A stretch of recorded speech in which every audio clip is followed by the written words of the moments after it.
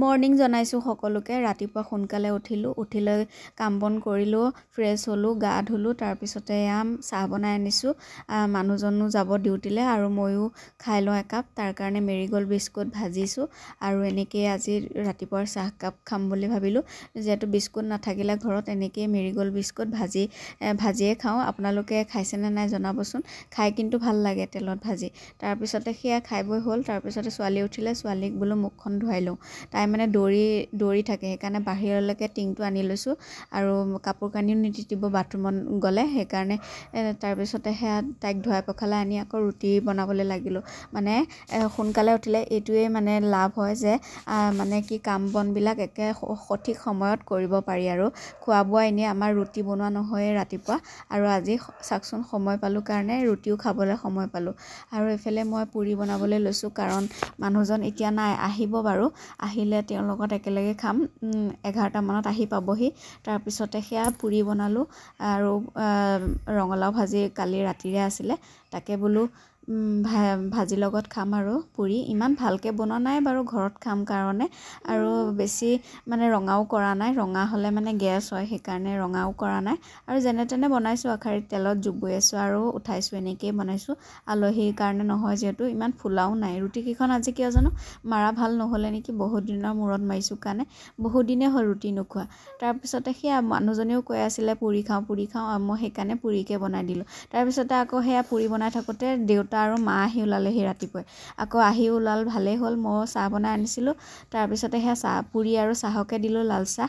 চবেই পুৰি আৰু চাহ খালে, মানুহজনেও খালে, মায়েও খালে, দেউতাইও খালে। মই কিন্তু নাখালোঁ। মই বোলো ভাজি আছে যিহেতু ৰাতিৰ, সেই ভাজিখিনি দিয়ে মই ৰুটিখিনি খাম, নহ'লে ভাজিখিনি আকৌ পেলাই দিবলগীয়া হ'ব। মাক কৈছিলোঁ খাই নেকি বুলি, মায়ে নেখালে আৰু ময়ে এতিয়া খাব লাগিব। আৰু এইফালে মই ৰঙালাও ভাজি আৰু ৰুটি খালোঁ।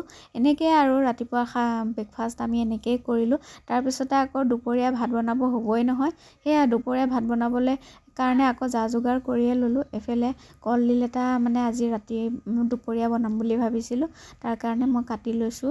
কলডিল কাটিলে আকৌ হাতত কহ ধৰে, সেইকাৰণে মই অকণমান মিঠাতেল ঘঁহি লৈছোঁ হাতত, তেতিয়া আকৌ কহ নধৰে।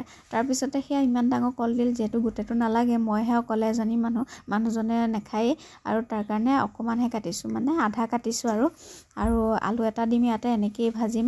তাৰপিছতে সেয়া আৰু দালি বনাম, এনেকৈয়ে দুপৰীয়া সাজটো খাম বুলি ভাবিছোঁ।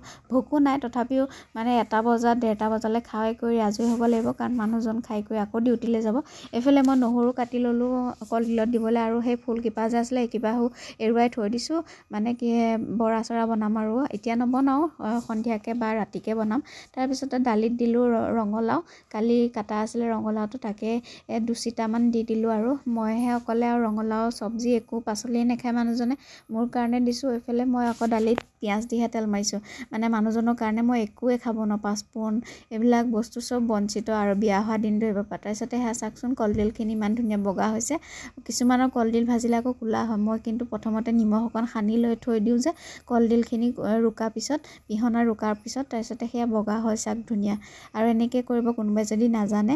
তাৰপিছত ভাত দিলোঁ দুইটাকে, বাপেক জীয়েকক ভাত দিলোঁ, মই আকৌ খোৱা নাই, মানে ছোৱালীক খুৱাই দিব লাগিব, তাৰ কাৰণে ছোৱালীলৈহে বাঢ়ি লৈছোঁ। আৰু মই ছোৱালীক খুৱাই অহাৰ পাছতহে মই খাম। বাপেককো দিলোঁ এফালে, আৰু ছোৱালীকো মই খুৱাই দিওঁ। তাৰপিছতে খুৱাই কৰি হ'ল, তাইক হোৱাৰ পাছতে মই খাবলৈ লৈছোঁ। এইফালে মই মানে অকলে খাব লাগে আৰু সদায়। ভিডিঅ'টো ইমান আছিলে, ভাল লাগিলে লাইক শ্বেয়াৰ কমেণ্ট কৰিব।